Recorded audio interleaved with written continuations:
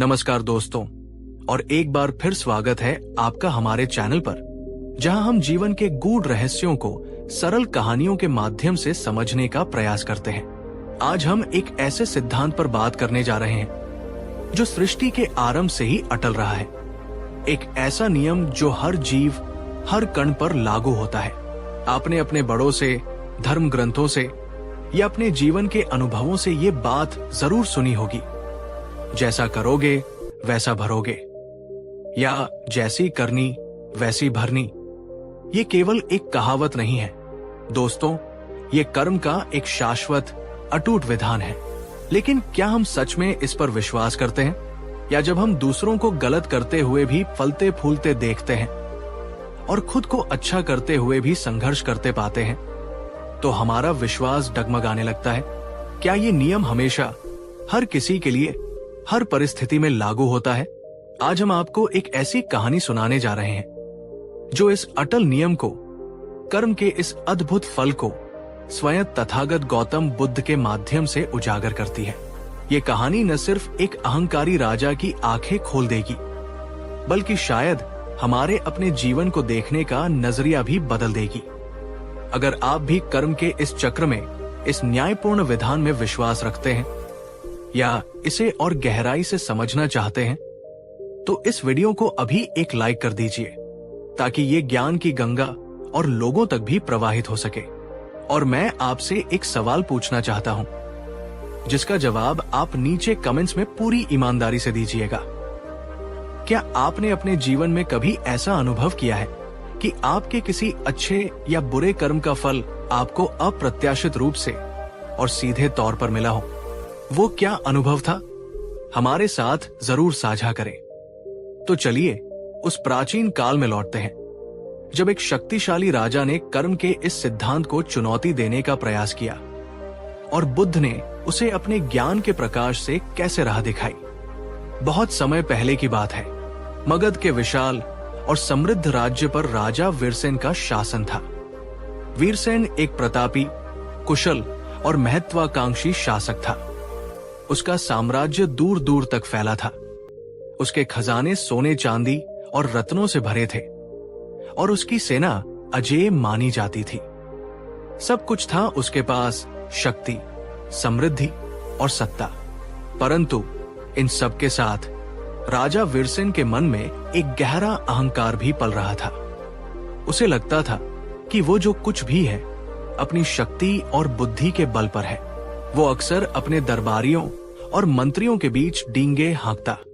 मैं राजा वीरसेन अपने भाग्य का स्वयं विधाता हूं। मेरी इच्छा ही कानून है। मैं जो चाहता हूं वो होकर रहता है। ये कर्म वर्म, भाग्य वाग्य सब कमजोर लोगों के लिए है, मेरे लिए नहीं। एक दिन उसके दरबार में धर्म और नीति पर चर्चा छिड़ी। कुछ विद्वान मंत्री कर्म के सिद्धांत, पुनर्जन्म और भाग्य के रहस्यमय खेल पर अपने विचार रख रहे थे। एक वृद्ध मंत्री ने साहस करके कहा, महाराज, हमारे शास्त्र कहते हैं कि कर्म का फल अवश्य मिलता है। यदि हम अच्छे कर्म करते हैं तो उसका शुभ परिणाम हमें प्राप्त होता है, और यदि हम बुरे कर्म करते हैं तो उसका दंड भी हमें भोगना पड़ता है। ये प्रकृति का नियम है राजन। ये सुनकर राजा वीरसेन जोर से हंस पड़ा। उसका अट्टहास पूरे दरबार में गूंज गया। मंत्री जी, आप भी क्या बच्चों जैसी बातें करते हैं? अगर ऐसा ही होता तो दुनिया में इतने सारे चोर, डाकू और धोखेबाज लोग ऐशो आराम की जिंदगी कैसे जी रहे होते, और कितने ही धर्मात्मा, साधु संत और ईमानदार लोग गरीबी और कष्ट में जीवन क्यों बिताते? मुझे तो ये सब बकवास लगता है। शक्ति ही सत्य है। राजा के इस तर्क के आगे किसी की कुछ कहने की हिम्मत नहीं हुई। वो अपने अहंकार में इतना अंधा हो चुका था कि उसे कोई भी विपरीत विचार सुनना गंवारा नहीं था। दोस्तों, राजा वीरसेन की इस सोच के बारे में आपका क्या कहना है? क्या आपको लगता है कि शक्ति और चतुराई से इंसान कर्म के फल से बच सकता है, या कर्म का लेखा जोखा हर किसी के लिए बराबर होता है, चाहे वो राजा हो या रंक? अपने विचार नीचे कमेंट्स में जरूर लिखें। शक्ति सब कुछ है या कर्म सर्वोपरि है? राजा वीरसेन अपनी इसी सोच के साथ अपनी प्रजा पर कठोरता से शासन करता रहा। वो न्याय करता था, पर उसमें दया का अभाव था। वह दान देता था, पर उसमें दिखावा अधिक होता था। वो मंदिर बनवाता था, पर उसका उद्देश्य अपनी कीर्ति फैलाना होता था, न कि सच्ची श्रद्धा। उन्हीं दिनों राजा वीरसेन को समाचार मिला कि तथागत गौतम बुद्ध अपने भिक्षु संघ के साथ भ्रमण करते हुए उसके राज्य की सीमा में पधारे हैं और पास के एक उपवन में डेरा डाले हुए हैं। बुद्ध की ख्याति, उनके ज्ञान और उनकी करुणा की गाथाएं दूर दूर तक फैली हुई थी। लोग उनसे मिलने, उनके उपदेश सुनने और अपनी शंकाओं का समाधान पाने के लिए उमड़ पड़ते थे। राजा वीरसेन ने जब ये सुना तो उसके मन में एक कुटिल विचार आया। उसने सोचा, ये अच्छा मौका है, मैं स्वयं जाकर इस तथाकथित महाज्ञानी से मिलूंगा और उसके कर्म के सिद्धांत को उसी के सामने चुनौती दूंगा। देखता हूं वो मेरे प्रश्नों का क्या उत्तर देता है। अगले ही दिन राजा वीरसेन अपने पूरे लावल्ज कर अपने घमंडी मंत्रियों और सशस्त्र सैनिकों के साथ उस उपवन की ओर चल पड़ा जहां बुद्ध ठहरे हुए थे। जब वो वहां पहुंचा तो उसने देखा कि बुद्ध एक विशाल पीपल के वृक्ष के नीचे पद्मासन में ध्यानस्थ बैठे हैं। उनके मुख पर अलौकिक शांति और तेज विराजमान था। उनके चारों ओर सैकड़ों लोग विभिन्न वर्गों और जातियों के मौन होकर बैठे थे, जैसे किसी दिव्य ऊर्जा के प्रवाह में नहा रहे हों। राजा अपनी पूरी शानो शौकत के साथ बुद्ध के समक्ष उपस्थित हुआ। उसने औपचारिकतावश बुद्ध को प्रणाम तो किया, पर उसके लहजे में विनम्रता कम, अहंकार अधिक था। उसने सीधे मुद्दे पर आते हुए कहा, हे तथागत, मैंने सुना है आप कर्म के बड़े ज्ञाता हैं। आप लोगों को उपदेश देते हैं कि जैसा करोगे वैसा भरोगे।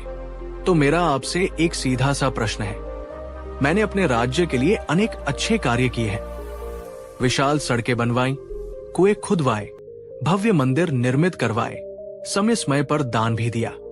फिर भी मेरे मन में कभी सच्ची शांति या संतोष क्यों नहीं आता?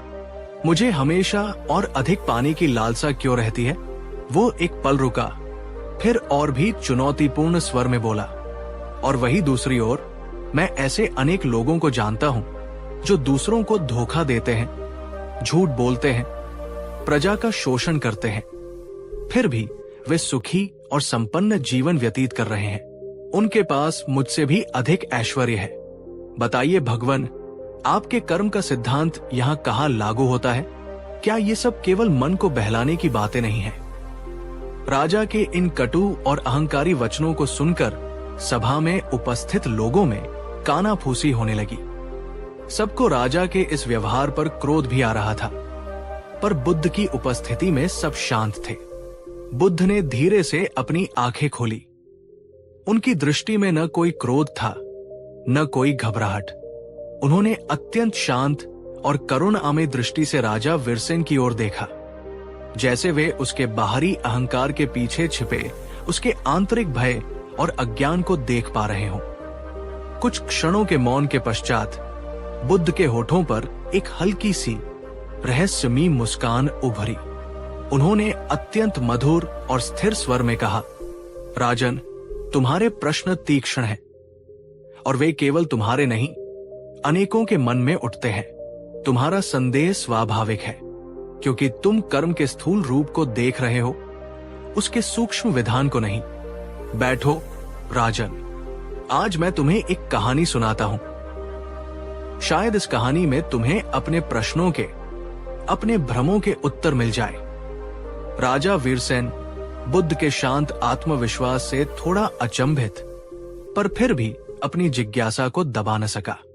वो बुद्ध के निर्देशानुसार उनके समक्ष बैठ गया। सभा में उपस्थित सभी लोग भी अत्यंत उत्सुकता से बुद्ध की कहानी सुनने को तैयार हो गए। बुद्ध ने कहना प्रारंभ किया, राजन, बहुत समय पहले इसी मगध भूमि के एक साधारण से गांव में 3 भाई रहते थे। उनके नाम थे सत्यव्रत, कपटराज और विवेकसेन। वे तीनों एक ही माता पिता की संतान थे, एक ही परिवेश में पले बढ़े, पर उनके स्वभाव और कर्म एक दूसरे से बिल्कुल भिन्न थे। सबसे बड़ा भाई सत्यव्रत, जैसा कि नाम से ही विदित है, सत्य और धर्म के मार्ग पर चलने वाला था। वो अत्यंत ईमानदार, परिश्रमी और दयालु था। वो कभी झूठ नहीं बोलता था, किसी के साथ छलकपट नहीं करता था और अपनी थोड़ी सी कमाई में भी दूसरों की मदद करने को तत्पर रहता था। परंतु राजन, उसकी ईमानदारी और सरलता के कारण उसे अक्सर दुनियादारी में नुकसान उठाना पड़ता था। वो गरीब था, उसके पास जीवन यापन के लिए भी पर्याप्त साधन नहीं थे। मझला भाई कपटराज अपने नाम के ही अनुरूप था। वो अत्यंत चतुर, वाचाल और धूर्त था। उसे झूठ बोलने, लोगों को अपनी बातों में फंसाने और दूसरों के हक को मारकर अपना स्वार्थ साधने में महारत हासिल थी। वो शीघ्र ही बहुत धनवान बन गया। उसके पास बड़े बड़े मकान थे, नौकर चाकर थे और समाज में उसका बड़ा रसूख था। लोग उससे डरते भी थे और उसकी चापलूसी भी करते थे। और सबसे छोटा भाई विवेकसेन इन दोनों के बीच का था। वो न तो सत्यव्रत की तरह अत्यधिक भोला था और न ही कपटराज की तरह पूरी तरह धूर्त। वो समझदार था, संयमी था और हर कार्य को सोच समझ कर करता था। वो प्रयास करता था कि धर्म के मार्ग पर चले, पर कभी कभी दुनिया की रीत निभाने के लिए उसे छोटे मोटे समझौते भी करने पड़ते थे। उसका जीवन न तो बहुत अभावग्रस्त था और न ही अत्यधिक वैभवशाली। वो एक संतुलित, सामान्य जीवन व्यतीत कर रहा था। गांव के लोग अक्सर इन तीनों भाइयों की तुलना करते थे।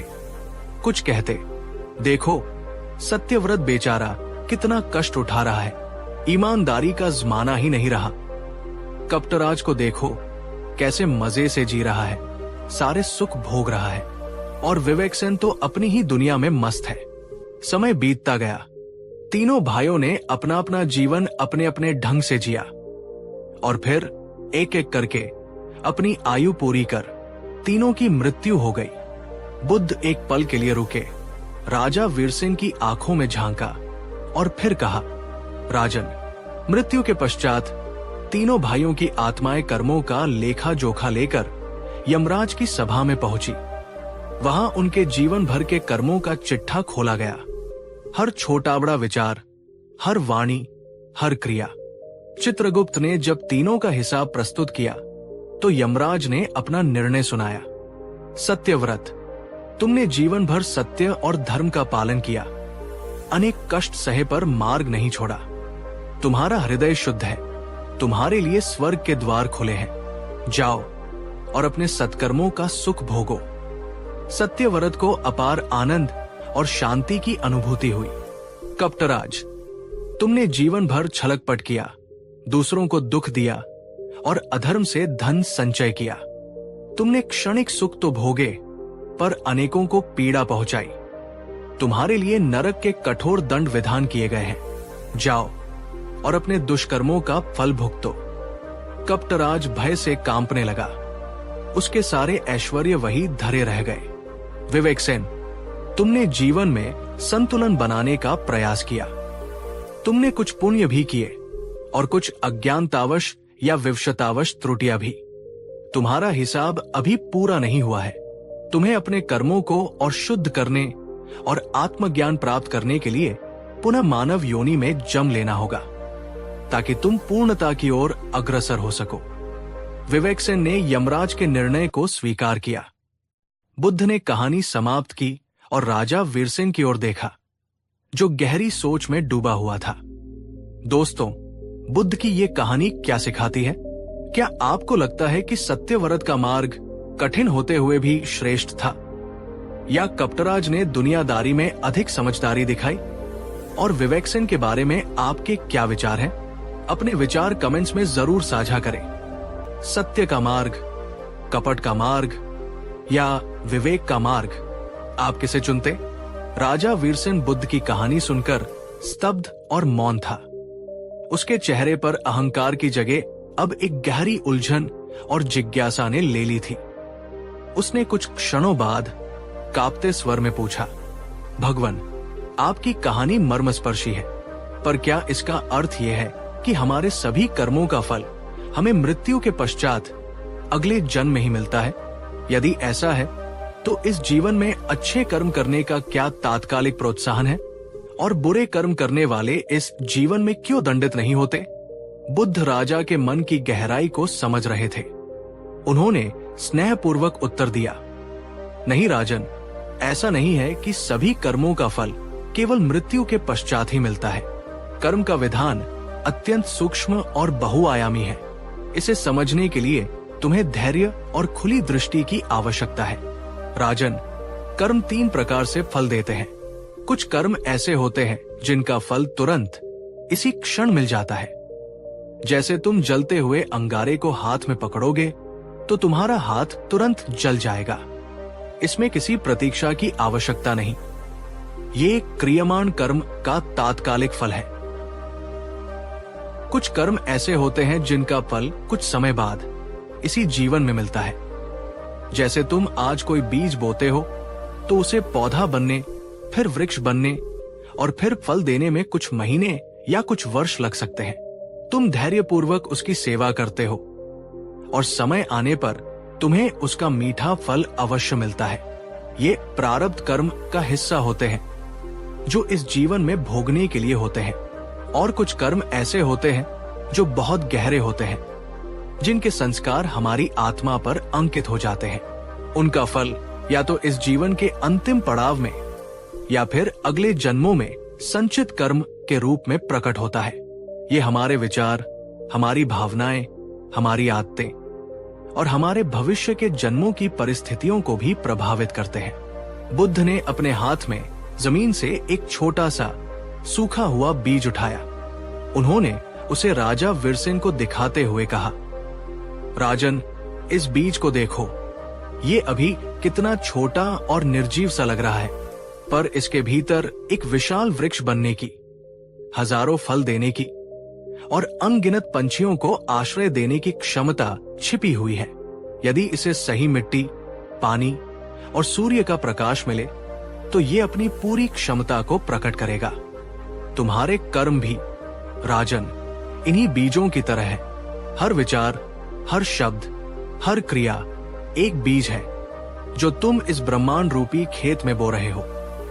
यदि तुम प्रेम, करुणा और निस्वार्थ सेवा के बीज बोओगे तो तुम्हें शांति, संतोष और आनंद के फल मिलेंगे। यदि तुम क्रोध, घृणा और ईर्ष्या के बीज बोओगे तो तुम्हें अशांति, दुख और क्लेश के फल भोगने पड़ेंगे। यदि तुम अहंकार और स्वार्थ के बीज बोओगे तो तुम्हें क्षणिक सफलता तो मिल सकती है, पर अंततः अकेलापन और असंतोष ही हाथ लगेगा। तो राजन, ये अटल नियम है, जैसा बीज वैसा वृक्ष वैसा फल। जैसा करोगे वैसा भरोगे। इसमें कोई संदेह नहीं, कोई अपवाद नहीं। राजा वीरसेन बुद्ध के इन गूढ़ वचनों को सुनकर निशब्द था। उसे पहली बार अपने अहंकार की निरर्थकता का आभास हो रहा था। बुद्ध के शब्दों ने, उनकी शांत और करुणामयी उपस्थिति ने राजा वीरसेन के हृदय पर गहरा प्रभाव डाला था। उसका वर्षों का अहंकार, उसका हठ, उसका अविश्वास सब जैसे पिघलने लगा था। वो जो बुद्ध को चुनौती देने आया था, अब स्वयं उनके ज्ञान के सागर में डूबता जा रहा था। उसका मस्तक, जो कभी अहंकार से ऊंचा रहता था, अब श्रद्धा से झुक गया था। उसकी आंखों में जो कभी सत्ता का मद झलकता था, अब वहां पश्चाताप के आंसू थे।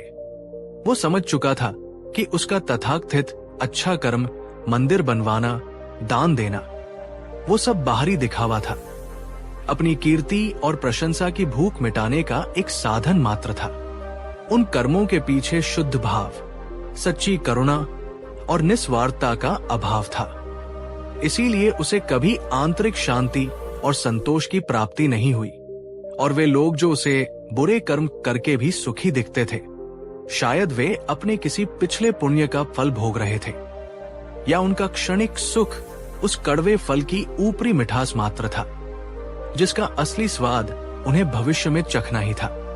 बुद्ध ने राजा के मौन को, उसके बदलते भावों को देखा उन्होंने अपनी बात को समाप्त करते हुए कहा, राजन, सच्चा संतोष और सच्ची शांति बाहरी वस्तुओं या दूसरों की प्रशंसा से नहीं मिलती। वो हमारे भीतर से, हमारे शुद्ध कर्मों से और हमारे निस्वार्थ भाव से उत्पन्न होती है। जब तुम्हारा कर्म केवल कर्तव्य भावना से, प्रेम से और सभी प्राणियों के कल्याण की कामना से प्रेरित होगा, न कि किसी फल की अपेक्षा से, तब तुम्हें किसी बाहरी पुरस्कार की आवश्यकता ही नहीं रहेगी। वो कर्म स्वयं ही तुम्हारा पुरस्कार बन जाएगा। वो तुम्हें ऐसी शांति देगा जो किसी भी साम्राज्य के ऐश्वर्य से कहीं अधिक मूल्यवान है। दोस्तों, क्या आपके जीवन में कभी ऐसा क्षण आया है जब आपने कोई नेक काम बिना किसी को बताए, बिना किसी प्रशंसा की उम्मीद के किया हो, और उसके बाद आपके दिल को एक असीम शांति और सुकून मिला हो? यदि हाँ, तो नीचे कमेंट में बस इतना लिखिए, मैंने अनुभव किया है, क्योंकि वो अनुभव ही कर्म के सच्चे फल का प्रमाण है। राजा वीरसेन ने बुद्ध के चरणों में सिर रखकर कहा, भगवान, आपने मेरी आंखें खोल दी। मेरा सारा अहंकार, मेरा सारा भ्रम आज नष्ट हो गया। मैं अज्ञानी था, जो कर्म के इस महान सत्य को समझ नहीं पा रहा था। कृपा करके मेरा मार्गदर्शन करें, मुझे सही मार्ग दिखाएं। उस दिन के बाद राजा वीरसेन पूरी तरह बदल गया। बुद्ध के उपदेशों ने उसके जीवन को एक नई दिशा दे दी थी। वो अब केवल नाम का राजा नहीं रहा, बल्कि अपनी प्रजा का सच्चा सेवक बन गया। उसने अपने शासन की नीतियों में बदलाव किया। अब न्याय में दया का समावेश था, कर संग्रह में सहानुभूति थी। उसने दिखावटी दान पुण्य बंद कर दिए। इसके बजाय उसने गुप्त रूप से उन लोगों की सहायता करना शुरू किया जिन्हें वास्तव में आवश्यकता थी। अनाथ बच्चों की शिक्षा का प्रबंध किया, विधवाओं और असहायों के लिए आश्रम बनवाए, गरीब किसानों के ऋण माफ किए। वह रात के अंधेरे में स्वयं भेष बदलकर निकलता और भूखों को भोजन और जरूरतमंदों को वस्त्र पहुंचाता, बिना किसी को बताए, बिना किसी श्रेय की कामना किए। धीरे धीरे राजा वीरसेन के भीतर एक अद्भुत शांति और संतोष का उदय होने लगा। वो खालीपन, वो अशांति जो उसे पहले हमेशा घेरे रहती थी, अब समाप्त हो चुकी थी। उसका चेहरा अब सत्ता के अहंकार से नहीं, बल्कि करुणा और विनम्रता की आभा से दमकता था। प्रजा अपने राजा में आए इस परिवर्तन को देखकर हैरान भी थी और प्रसन्न भी। वे अब उससे डरते नहीं थे, बल्कि उसका हृदय से सम्मान करते थे, उससे प्रेम करते थे। लोगों ने उसे राजऋषि वीरसेन कहना शुरू कर दिया। एक ऐसा राजा जो सांसारिक वैभव में रहते हुए भी एक ऋषि की तरह विरक्त और ज्ञानी हो गया था। राजा वीरसेन ने यह सिद्ध कर दिया कि कर्म का सच्चा फल बाहरी परिस्थितियों में नहीं, बल्कि हमारे आंतरिक रूपांतरण में निहित है। और जब हम निस्वार्थ भाव से सत्कर्म करते हैं, तो न केवल हमारा जीवन, बल्कि हमारे आसपास की दुनिया भी सुंदर और शांतिपूर्ण बन जाती है। तो दोस्तों, ये थी राजा वीरसेन और बुद्ध की कहानी। ये कहानी केवल किसी प्राचीन राजा की नहीं है, ये हम में से हर एक की कहानी है। हम सब जीवन में कभी न कभी कर्म और उसके फल को लेकर राजा वीरसेन की तरह भ्रमित या शंकित हो जाते हैं। हम सोचते हैं, मैं इतना अच्छा कर रहा हूं, इतनी मेहनत कर रहा हूं, फिर भी मुझे सफलता क्यों नहीं मिल रही? या फला व्यक्ति इतने गलत काम करता है, फिर भी वो इतना सुखी कैसे है? लेकिन बुद्ध हमें याद दिलाते हैं, बीज बोने और फल मिलने के बीच एक समय का अंतराल होता है। वो समय धैर्य का, विश्वास का और निरंतर सत्कर्म करते रहने का होता है। कर्म का विधान एक विज्ञान की तरह है, कारण और प्रभाव का नियम। हर क्रिया की एक प्रतिक्रिया होती है। हो सकता है वो तुरंत न दिखे, हो सकता है वो हमारे सोचे हुए तरीके से न हो, पर होती अवश्य है। अगर इस कहानी ने, बुद्ध के इन वचनों ने आपके हृदय को छुआ है, आपके मन में कोई नई समझ जगाई है, तो इस वीडियो को एक जोरदार लाइक अवश्य कीजिएगा। यह आपका एक छोटा सा कर्म होगा, पर ये इस संदेश को और लोगों तक पहुंचाने में मदद करेगा। इस कहानी को अपने उन मित्रों और प्रियजनों के साथ शेयर कीजिएगा जो शायद आज जीवन में किसी निराशा से गुजर रहे हैं या कर्म के मार्ग पर जिनका विश्वास डगमगा रहा हो। शायद ये कहानी उनके लिए एक प्रकाश स्तंभ बन सके। और नीचे कमेंट करके हमें जरूर बताइए कि इस कहानी से आपने सबसे महत्वपूर्ण सीख क्या ली। और हाँ, वो संकल्प दोहराना न भूले, मैं अब कर्म के विधान पर पूर्ण विश्वास करता हूं। जैसा करूंगा वैसा भरूंगा। जब राजा वीरसेन ने बुद्ध से विदा ली तो बुद्ध ने उसे अंतिम आशीर्वाद देते हुए कहा, राजन, याद रखना, मनुष्य का भौतिक शरीर नश्वर है। उसका धन वैभव, उसकी सत्ता, उसका नाम और यश सब कुछ समय के साथ धूमिल हो जाता है। केवल एक ही चीज है जो शाश्वत है, जो तुम्हारे साथ इस जीवन में भी रहती है और मृत्यु के पश्चात भी तुम्हारा अनुसरण करती है। और वो है तुम्हारा कर्म। तुम्हारे कर्म ही तुम्हारी सबसे बड़ी पहचान है। लोग तुम्हारा नाम भूल सकते हैं, तुम्हारा रूप भूल सकते हैं, पर तुम्हारे द्वारा किए गए अच्छे या बुरे कर्मों को सृष्टि कभी नहीं भूलती। इसलिए अपने हर विचार, हर वचन और हर क्रिया के प्रति सचेत रहो, क्योंकि तुम जो भी बीज आज बोओगे उसका फल तुम्हें कल अवश्य काटना पड़ेगा। तो दोस्तों, बुद्ध का ये संदेश आज भी उतना ही प्रासंगिक है जितना वो हजारों साल पहले था। जैसा करोगे वैसा भरोगे, ये प्रकृति का अटल नियम है। उम्मीद है ये कहानी आपको पसंद आई होगी और इसने आपको अपने कर्मों के प्रति और अधिक जागरूक होने की प्रेरणा दी होगी। अगर आप भविष्य में भी ऐसी ही ज्ञानवर्धक और जीवन बदलने वाली कहानियां सुनना चाहते हैं तो हमारे चैनल को सब्सक्राइब करना न भूलें और उस घंटी के आइकन को भी जरूर दबा दें ताकि हमारी कोई भी नई वीडियो आपसे छूट न जाए। और जाते जाते आपके लिए एक छोटा सा चिंतन प्रश्न। आज आप ऐसा कौन सा एक छोटा सा अच्छा बीज बोना चाहेंगे जिसका फल आप भविष्य में देखना पसंद करेंगे? अपने उस संकल्प को, उस विचार को नीचे कमेंट बॉक्स में हमारे साथ साझा करें। शायद आपका संकल्प किसी और को भी प्रेरित कर दे। कर्म करते रहिए, शुभ कर्म करते रहिए। धन्यवाद। नमो बुद्धाय। नमस्कार दोस्तों, और स्वागत है आपका एक और आत्मखोज की यात्रा पर। आज हम एक ऐसे प्रश्न को छूने जा रहे हैं जो सदियों से हर युग में हर इंसान के मन को मत्ता रहा है। एक ऐसा सवाल जो कभी न कभी किसी न किसी मोड़ पर हम सबने खुद से या उस परम शक्ति से जरूर पूछा होगा। क्या आपने कभी पूरी ईमानदारी से, पूरी निष्ठा से कोई काम किया है और फिर उसके परिणाम को देखकर गहरी निराशा हुई है? क्या कभी ऐसा लगा है कि आपकी अच्छाई, आपकी मेहनत, आपका त्याग सब व्यर्थ चला गया? और वही दूसरी ओर कुछ ऐसे लोग भी दिखते हैं जो शायद उतने नैतिक नहीं, उतने परिश्रमी नहीं, फिर भी जीवन के हर सुख का भोग करते नजर आते हैं। तब मन में एक टीस उठती है, एक उलझन पैदा होती है। क्या वाकई हमारे कर्मों का कोई हिसाब होता है? क्या सच में जैसा हम बोते हैं वैसा ही काटते हैं, या ये सब सिर्फ कहने की बातें हैं, मन को बहलाने के तरीके? आज हम आपको एक ऐसी कहानी सुनाने जा रहे हैं जो इन्हीं सवालों के इर्द गिर्द घूमती है।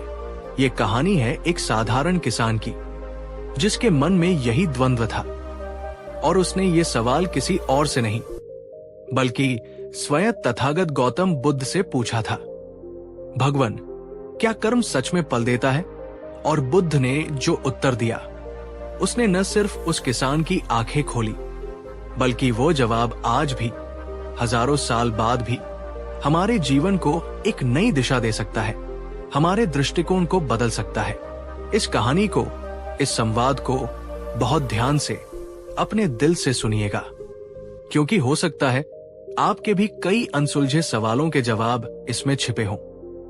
और अगर आप भी कर्म और उसके फल के इस रहस्य को समझने में रुचि रखते हैं तो इस वीडियो को अभी एक लाइक कर दीजिए ताकि ये ज्ञान और लोगों तक भी पहुंच सके।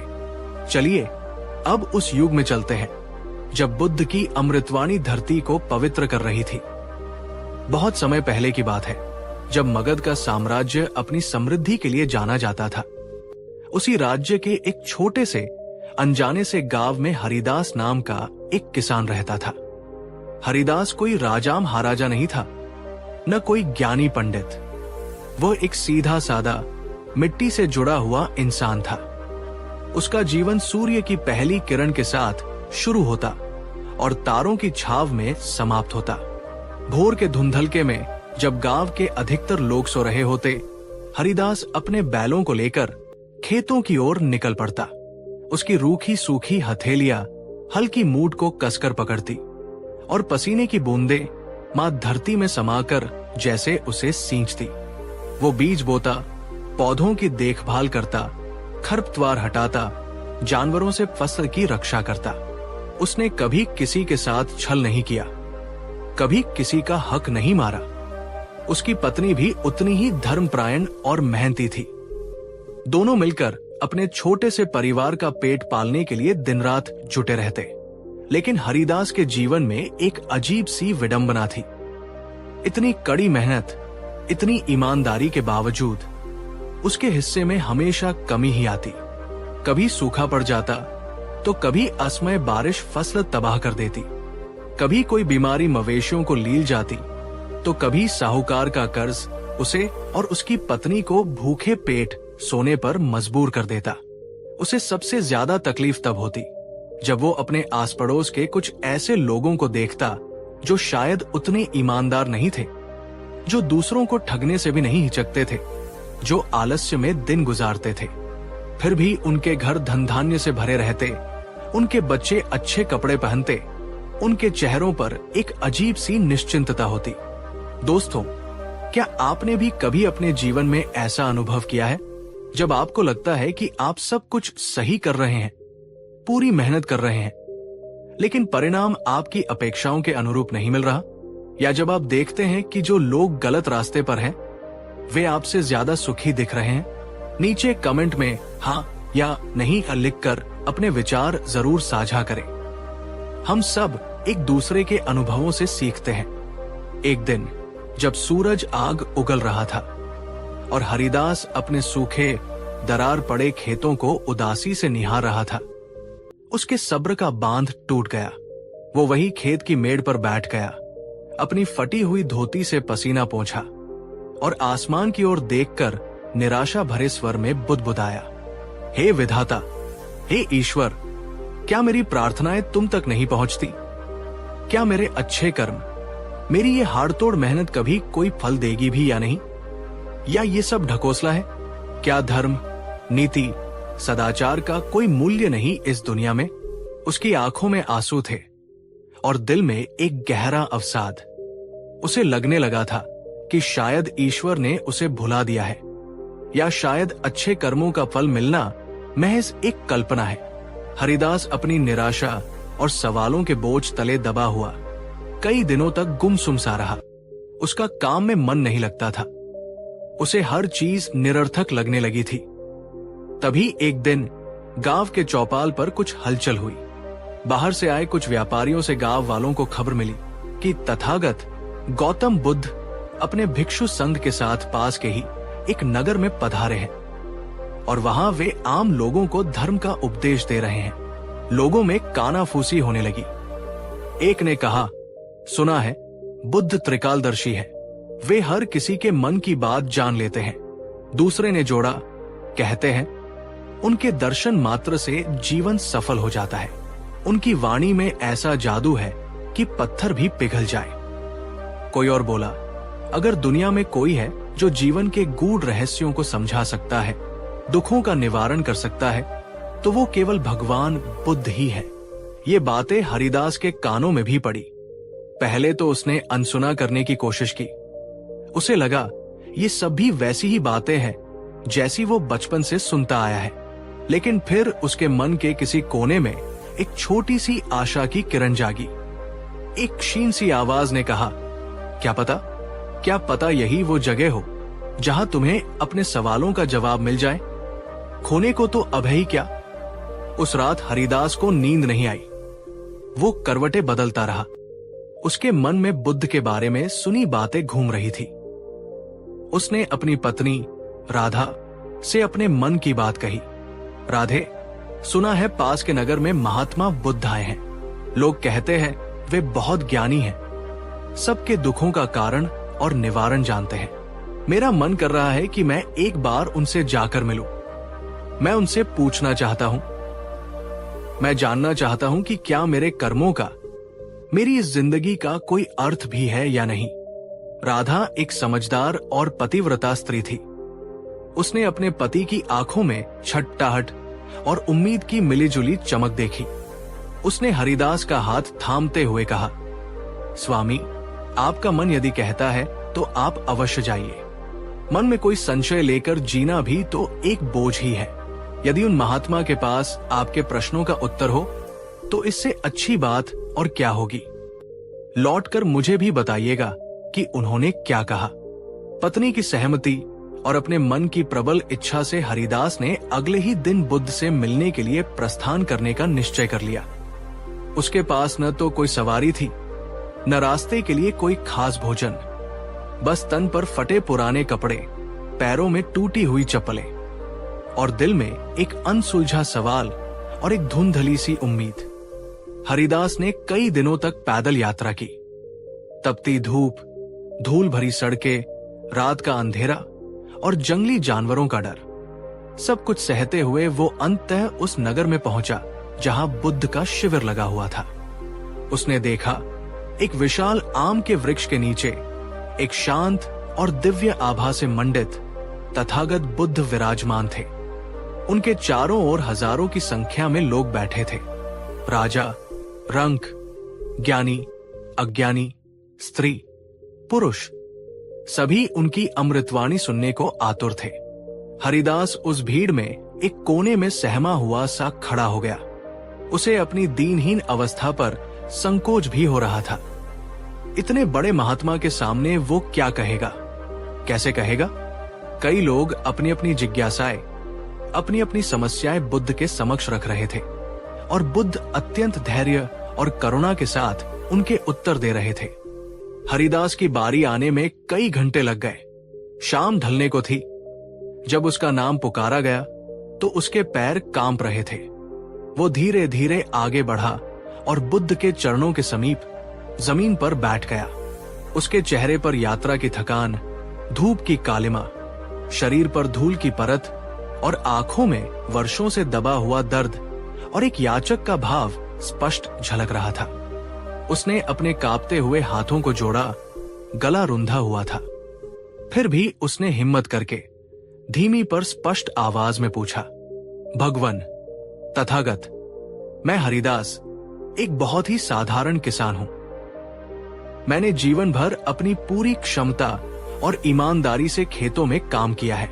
मैंने कभी किसी के साथ अन्याय नहीं किया, कभी किसी को धोखा नहीं दिया, कभी किसी की वस्तु पर बुरी नजर नहीं डाली। फिर भी भगवन, मेरी झोली हमेशा खाली क्यों रहती है? मेरे परिवार को 2 समय का भोजन भी कठिनाई से मिलता है, जबकि मैं ऐसे लोगों को देखता हूं जो अधर्म के मार्ग पर चलकर भी सुखी है। भगवन, कृपा करके मेरा मार्गदर्शन करें। क्या कर्म सच में फल देता है या ये सब व्यर्थ है? हरिदास का प्रश्न जैसे ही समाप्त हुआ, पूरे परिसर में एक गहरा सन्नाटा छा गया। हर कोई स्तब्ध था। ये प्रश्न सिर्फ हरिदास का नहीं था, ये वहां बैठे लगभग हर व्यक्ति के मन का प्रश्न था, जिसे हरिदास ने वाणी दे दी थी। सबकी नजरें बुद्ध पर टिक गई, ये जानने के लिए कि वे इस शाश्वत दुविधा का क्या समाधान प्रस्तुत करते हैं। कल्पना कीजिए, अगर आपको स्वयं गौतम बुद्ध से केवल एक प्रश्न पूछने का अवसर मिले, तो वो कौन सा प्रश्न होगा जो आप उनसे पूछना चाहेंगे? वो कौन सी उलझन है जिसका समाधान आप उनसे जानना चाहेंगे? अपने उस प्रश्न को नीचे कमेंट बॉक्स में जरूर लिखें। बुद्ध ने अपनी करुणामयी दृष्टि हरिदास पर डाली। उनकी आंखों में न कोई आश्चर्य था, न कोई निर्णय, केवल असीम शांति और समझ थी, जैसे वे हरिदास की आत्मा की गहराइयों तक देख पा रहे हों। कुछ क्षण मौन रहने के बाद बुद्ध के होठों पर एक हल्की रहस्यमयी मुस्कान उभरी। उन्होंने अत्यंत मधुर और शांत स्वर में कहा, हरिदास पुत्र, तुम्हारे मन की व्यथा मैं समझता हूं। तुम्हारे प्रश्न में लाखों लोगों की पीड़ा छिपी है। उठो और मेरे समीप बैठो। मैं तुम्हें एक कहानी सुनाता हूं। शायद उसमें तुम्हें अपने प्रश्न का उत्तर मिल जाए। हरिदास थोड़ा आश्वस्त होकर बुद्ध के और निकट सरक गया। सभा में उपस्थित सभी लोग भी कान लगाकर बुद्ध की कहानी सुनने को तैयार हो गए। बुद्ध ने कहना प्रारंभ किया। हरिदास, बहुत समय पहले एक चतुर माली था। उस माली के पास 3 प्रकार के बीज थे, जो उसने बड़ी सावधानी से अलग अलग थैलियों में रखे थे। पहली थैली में जो बीज थे वे उत्तम श्रेणी के थे, स्वस्थ, परिपक्व और जीवन शक्ति से भरपूर। दूसरी थैली में जो बीज थे वे मध्यम श्रेणी के थे। उनमें से कुछ तो ठीक थे, पर कुछ थोड़े दबे हुए, कुछ में हल्का सा घुन लगा हुआ, मानो उनकी जीवन शक्ति कुछ क्षीण हो गई हो। और तीसरी थैली में जो बीज थे वे बिल्कुल ही निकृष्ट थे, सूखे, सिकुड़े हुए, टूटे फूटे, जैसे उनमें प्राण ही न बचे हों। उस माली ने एक बड़ा सा खेत तैयार किया। उसने खेत को 3 हिस्सों में बांटा। तीनों हिस्सों में मिट्टी एक जैसी थी, खाद एक जैसी डाली गई और पानी भी बराबर मात्रा में दिया गया। यानी बाहरी परिस्थितियां तीनों हिस्सों के लिए समान थी। फिर उस माली ने पहली थैली के उत्तम बीजों को खेत के पहले हिस्से में बो दिया, दूसरी थैली के मध्यम श्रेणी के बीजों को दूसरे हिस्से में और तीसरी थैली के निकृष्ट बीजों को खेत के तीसरे हिस्से में बो दिया। माली धैर्यपूर्वक उनकी देखभाल करता रहा। समय पर सिंचाई, निराई गुड़ाई। कुछ समय बीता, वर्षा ऋतु आई, फिर शरद। बुद्ध एक पल के लिए रुके, हरिदास और सभा की ओर देखा, फिर पूछा, हरिदास, तुम तो किसान हो, तुम बताओ, जब फसल उगने का समय आया होगा तो उन तीनों हिस्सों में क्या परिणाम देखने को मिला होगा? हरिदास ने कुछ क्षण सोचा, अपने किसान अनुभव को याद किया और फिर बोला, भगवन, ये तो स्वाभाविक है। जिस पहले हिस्से में उत्तम बीज बोए गए थे, वहां से हरे भरे स्वस्थ पौधे निकले होंगे। उन पौधों पर सुंदर फूल आए होंगे और फिर वे फल फूलों से लद गए होंगे, जिनसे माली को भरपूर उपज मिली होगी। दूसरे हिस्से में जहां मध्यम श्रेणी के बीज थे, वहां कुछ पौधे तो उगे होंगे, पर वे शायद उतने स्वस्थ और मजबूत नहीं होंगे। कुछ शायद जल्दी मुरझा गए होंगे, कुछ में फल कम लगे होंगे या अच्छी गुणवत्ता के नहीं होंगे। उपज मिली होगी, पर पहले जितनी नहीं। और भगवन, जो तीसरा हिस्सा था, जहां निकृष्ट, बेजान बीज डाले गए थे, वहां तो शायद ही कुछ उगा हो, या अगर कुछ अंकुर फूटे भी होंगे तो वे जल्द ही नष्ट हो गए होंगे। वहां से माली को निराशा ही हाथ लगी होगी। बुद्ध हरिदास का उत्तर सुनकर स्नेहपूर्वक मुस्कुराए। हरिदास, तुमने बिल्कुल सही कहा। जैसा बीज था वैसी ही फसल हुई, जबकि धरती, पानी और माली की मेहनत तीनों के लिए समान थी। अब इस बात को समझो पुत्र, तुम्हारे कर्म भी इन्हीं बीजों की तरह है और ये ब्रह्मांड, ये प्रकृति उस खेत की तरह है। जब तुम कोई कर्म करते हो, चाहे वो अच्छा हो या बुरा, छोटा हो या बड़ा, मन से किया गया हो या बेमन से, वो एक बीज बनकर इस ब्रह्मांड रूपी खेत में बो दिया जाता है। तुम्हारे शुद्ध विचार, निस्वार्थ सेवा, प्रेम और करुणा से भरे कर्म, वे उन उत्तम बीजों की तरह हैं जो निश्चित रूप से फलते फूलते हैं। उनका फल मधुर और स्थायी होता है, भले ही उसे प्रकट होने में थोड़ा समय लगे। तुम्हारे वे कर्म जिनमें थोड़ी स्वार्थ की मिलावट हो, या जो आधे अधूरे मन से किए गए हों, या जिनमें कुछ अज्ञानतावश त्रुटि हो गई हो, वे उन मध्यम श्रेणी के बीजों की तरह हैं। उनका फल भी मिलता है, पर शायद वैसा नहीं जैसा तुमने सोचा था, या उसमें कुछ कमी रह जाती है। और तुम्हारे वे कर्म जो क्रोध, घृणा, ईर्ष्या या छलकपट से प्रेरित हो, या जिनसे किसी को हानि पहुंची हो, वे उन निकृष्ट, सड़े हुए बीजों की तरह हैं। वे या तो कोई फल नहीं देते, या यदि देते भी हैं तो वो कड़वा और दुखदायी होता है। तो हरिदास, इसमें गलती न तो धरती की है न माली की।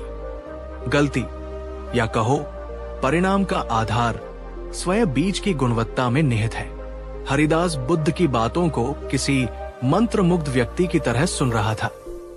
उसे लग रहा था जैसे ज्ञान का कोई सोता उसके अंदर फूट पड़ा हो। हरिदास के चेहरे पर अब भी कुछ उलझन बाकी थी। बुद्ध ने उसके मन के भावों को पढ़ लिया। हरिदास ने सिर झुकाकर विनम्रता से पूछा, भगवन, आपकी बात सत्य है। बीज की गुणवत्ता ही फल का निर्धारण करती है। किंतु भगवन, मैंने कई बार देखा है कि जो लोग स्पष्ट रूप से बुरे कर्म यानी निकृष्ट बीज बोते हैं, उनके जीवन में भी शीघ्र ही सुख समृद्धि के फल लगते दिखाई देते हैं। और हम जैसे लोग जो अपनी समझ से उत्तम बीज बोने का प्रयास करते हैं, वे वर्षों तक फल की प्रतीक्षा ही करते रह जाते हैं। ऐसा क्यों होता है भगवन? क्या कर्मफल का कोई निश्चित समय नहीं होता? ये प्रश्न भी वहां बैठे अनेक लोगों के मन की व्यथा थी। बुद्ध ने एक गहरी सांस ली और फिर बोले, हरिदास, तुम्हारा प्रश्न उचित है। इसे समझने के लिए तुम्हें कर्मफल के समय चक्र और धैर्य के महत्व को समझना होगा। कल्पना करो, तुमने 2 प्रकार के पेड़ लगाए, एक आम का और दूसरा किसी शीघ्र फल देने वाली बेल का, जैसे खीरा या ककड़ी।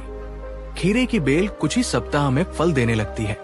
उसके फल शीघ्र मिलते हैं, पर वे अल्पजीवी होते हैं और बेल भी शीघ्र ही समाप्त हो जाती है। वही आम का पौधा एक वृक्ष बनने में कई वर्ष लेता है।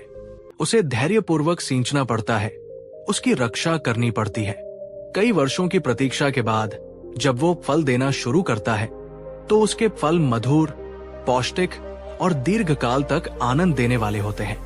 और वो वृक्ष स्वयं भी दशकों तक छाया और फल देता रहता है। हरिदास, बुरे कर्मों का फल कभी कभी उस खीरे की बेल की तरह शीघ्र दिखाई दे सकता है। वो आकर्षक लग सकता है, तात्कालिक लाभ दे सकता है, लेकिन वो क्षण भंगुर होता है और अंततः दुख और अशांति ही लाता है। ये भी संभव है कि उन लोगों को जो तुम्हें सुखी दिख रहे हैं, उनके किसी पिछले जन्म के अच्छे कर्मों का फल मिल रहा हो, जो अब समाप्त होने को है, और उनके वर्तमान बुरे कर्मों का फल अभी पकना शेष है। और तुम्हारे जो अच्छे कर्म हैं, वे उस आम के वृक्ष की तरह हैं। उन्हें परिपक्व होने में, फल देने योग्य बनने में समय लग सकता है। प्रकृति की अपनी एक गति है, कर्मफल का अपना एक विधान है। हर बीज अपने नियत समय पर ही अंकुरित होता है और अपने स्वभाव के अनुरूप ही फल देता है। बुद्ध ने आगे समझाया, कर्मों का एक संचित खाता होता है हरिदास। ऐसा नहीं है कि आज कर्म किया और कल तुरंत उसका फल मिल जाएगा। कुछ कर्मों का फल इसी जीवन में शीघ्र मिलता है, कुछ का देर से, और कुछ का फल अगले जन्मों तक के लिए संचित हो जाता है।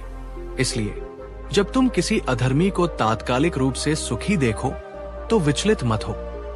ये मत सोचो कि तुम्हारे अच्छे कर्म व्यर्थ जा रहे हैं। वे संचित हो रहे हैं, वे अपनी जड़ें जमा रहे हैं। और जब सही समय आएगा, जब तुम उस फल को ग्रहण करने के लिए योग्य हो जाओगे, तब वे तुम्हें ऐसा स्थायी सुख और शांति प्रदान करेंगे जिसकी तुमने कल्पना भी नहीं की होगी। दोस्तों, क्या आपने कभी धैर्य खोया है जब आपको अपने अच्छे कामों का फल तुरंत नहीं मिला? क्या बुद्ध की ये आम के पेड़ वाली बात आपको कोई नई सीख देती है? अपने विचार कमेंट्स में साझा करें।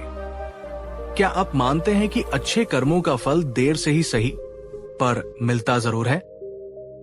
हरिदास को अब धीरे धीरे कर्म की गहन पहेली समझ आने लगी थी।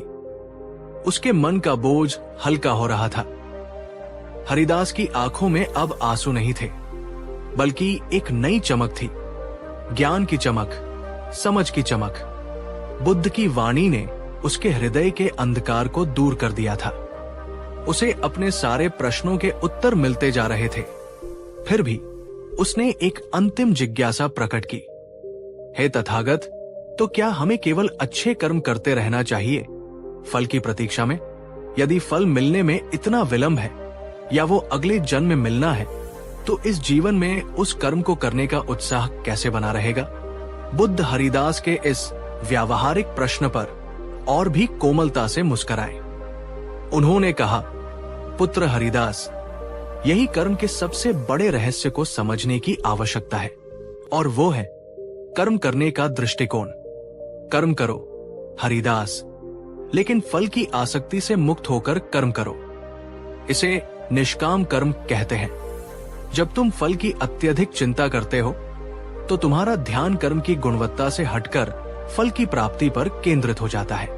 यदि फल तुम्हारी अपेक्षा के अनुरूप नहीं मिलता या मिलने में देर होती है तो तुम निराश होते हो, तुम्हारा उत्साह भंग होता है। लेकिन जब तुम अपना कर्तव्य समझकर पूरी श्रद्धा और प्रेम से बिना किसी तात्कालिक लाभ की अपेक्षा के कर्म करते हो तो वो कर्म स्वयं में एक आनंद बन जाता है। वो कर्म तुम्हें शुद्ध करता है, तुम्हें बेहतर इंसान बनाता है। जैसे एक माँ अपने बच्चे की सेवा करती है, क्या वो हर सेवा के बदले तुरंत कुछ पाने की अपेक्षा करती है? नहीं, उसका प्रेम, उसकी ममता ही उसे कर्म करने की प्रेरणा देती है। उसका कर्म ही उसका आनंद है। हरिदास, जब तुम इस भाव से कर्म करोगे कि मेरा काम है सही बीज बोना, उसे प्रेम से सींचना, उसकी देखभाल करना, फल कब मिलेगा, कैसा मिलेगा, ये प्रकृति और समय पर छोड़ देना है, तब तुम्हें कभी निराशा नहीं होगी। तब हर कर्म तुम्हें बोझ नहीं बल्कि एक अवसर लगेगा अपनी आत्मा को उन्नत करने का। और ये भी जान लो कि प्रकृति का नियम अटल है। जैसा बीज वैसा वृक्ष और वैसा ही फल, ये होकर ही रहेगा। वो समय आने पर, तुम्हारे योग्य होने पर तुम्हें अवश्य मिलेगा। प्रकृति कभी किसी का ऋण नहीं रखती। बुद्ध के ये शब्द हरिदास के हृदय में गहरे उतर गए। उसे लगा जैसे उसके कंधों से वर्षों का भारी बोझ उतर गया हो। उसे कर्म का सही मर्म समझ आ गया था। उसने बुद्ध के चरणों में अपना सिर रख दिया और कृतज्ञता भरे स्वर में कहा, भगवान, आपने मेरी आंखें खोल दी। आपने मुझे जीवन का सबसे बड़ा सत्य समझा दिया। आज से मैं केवल अपने कर्म पर ध्यान दूंगा, उसे पूरी निष्ठा और प्रेम से करूंगा, फल की चिंता किए बिना।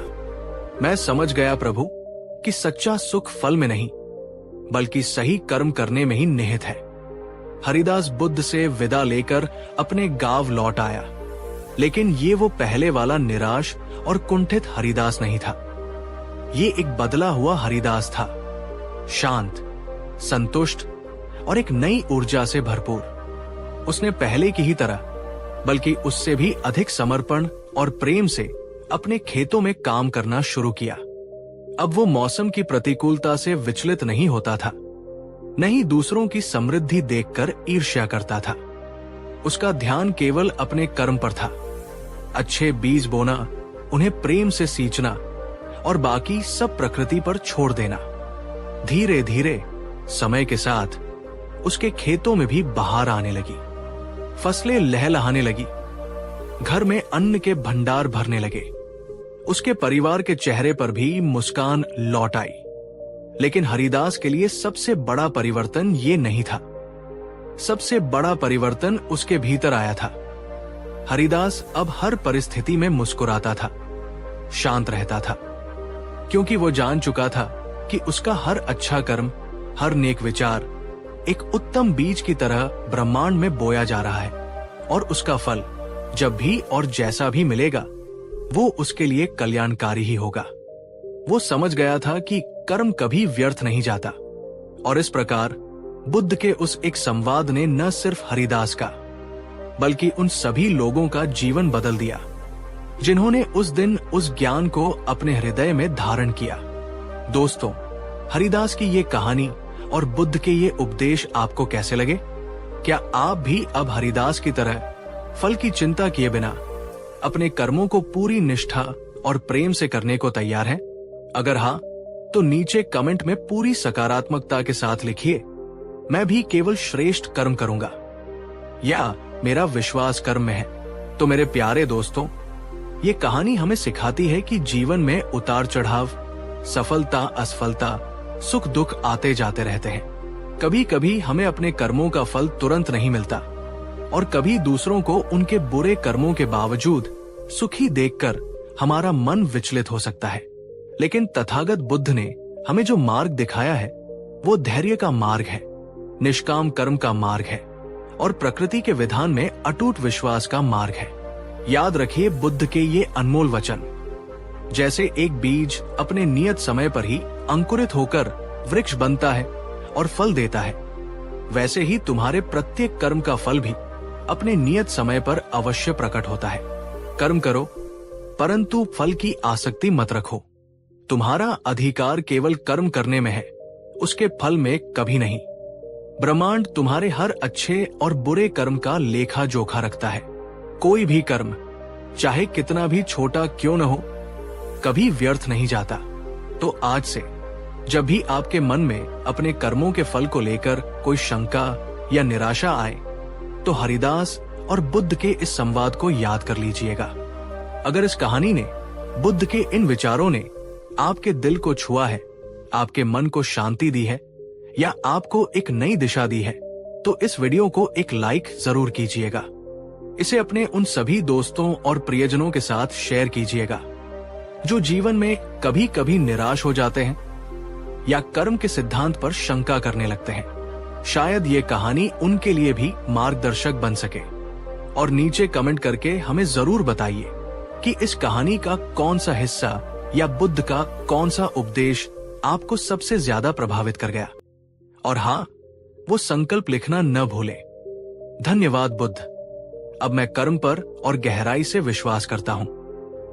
और अगर आप ऐसी ही जीवन बदलने वाली, आत्मा को शांति देने वाली कहानियां और विचार नियमित रूप से सुनना चाहते हैं, तो हमारे चैनल को सब्सक्राइब करना बिल्कुल न भूलें और साथ ही घंटी के निशान को भी दबा दें, ताकि हमारी हर नई प्रस्तुति आप तक सबसे पहले पहुंचे। हजारों खोखले शब्दों से अच्छा वो एक शब्द है जो शांति लाए। हजारों खोखले कर्मों से अच्छा वो एक कर्म है जो सही दिशा दिखाए। बुद्ध ने कहा, अपने कर्मों के दीपक स्वयं बनो, तुम्हारा मार्ग प्रकाशित होगा। कभी कभी जिंदगी हमें ऐसे मोड़ पर ले आती है जहां लगता है कि अब सब कुछ खत्म हो चुका है, जहां मेहनत, कोशिश, दुआ सब व्यर्थ लगने लगती है। लेकिन क्या वाकई सब कुछ हमारे हाथ में होता है, या फिर कोई अदृश्य शक्ति जिसे हम भाग्य कहते हैं हमारी जिंदगी का हर एक कदम पहले ही तय कर चुकी होती है? आज जो कहानी आप सुनने जा रहे हैं वो सिर्फ एक कहानी नहीं, बल्कि एक ऐसा अनुभव है जो आपकी रूह को छू जाएगा। क्या आप मानते हैं कि भाग्य का चक्र कब घूमे कोई नहीं जानता? नीचे कमेंट करके बताइए हाँ या ना। ये कहानी है अर्जुन की। एक छोटे से गांव का सीधा साधा लड़का। बचपन में ही मां बाप चल बसे। गरीबी इतनी थी कि 2 वक्त की रोटी तक मयस्सर नहीं थी। पढ़ाई छोड़नी पड़ी और खेतों में मजदूरी करनी पड़ी। लेकिन अर्जुन हार मानने वालों में से नहीं था। वो कहता था, मैं अपनी किस्मत खुद बनाऊंगा। दिन भर काम करता और रात में खाली वक्त में दूसरों से पढ़ना सीखता, पुरानी किताबों को इकट्ठा करता और अपनी टूटी झोपड़ी में बैठकर पढ़ता। अब जरा सोचिए, क्या आपने कभी ऐसा समय झेला है जब सब कुछ आपके खिलाफ लग रहा हो? अगर हाँ, तो इस वीडियो को लाइक जरूर करिए, क्योंकि ये कहानी हर उस इंसान की है जो अपनी किस्मत से लड़ रहा है। एक दिन गांव में तेज बारिश हुई। अर्जुन की झोपड़ी गिर गई, किताबें भीग गई। उसके पास अब ना छत थी, ना खाना, ना भविष्य की कोई उम्मीद। गांव वाले हंसने लगे। पढ़ लिख कर क्या करेगा अर्जुन? तेरी किस्मत में तो खेत जोतना ही लिखा है। और अर्जुन ने, उसने भगवान से कहा, अगर भाग्य ही सब कुछ है तो फिर मेहनत का क्या मतलब? आप बताइए, क्या मेहनत वाकई किस्मत को हरा सकती है, या किस्मत ही आखिरी फैसला सुनाती है? कमेंट्स में अपनी राय जरूर लिखिए, मैं हर एक कमेंट पढ़ता हूं। अर्जुन ने गांव छोड़ने का फैसला किया। एक छोटे से शहर आया। वहां होटल में बर्तन धोने लगा। बचत कर करके उसने एक कंप्यूटर कोचिंग ज्वाइन की। धीरे धीरे उसने टेक्नोलॉजी सीख ली। अब भाग्य फिर मुस्कुरा रहा था। लेकिन कहानी यहां खत्म नहीं होती। अर्जुन को एक बड़ी कंपनी में इंटरव्यू का मौका मिला। उसने पूरे आत्मविश्वास से इंटरव्यू दिया।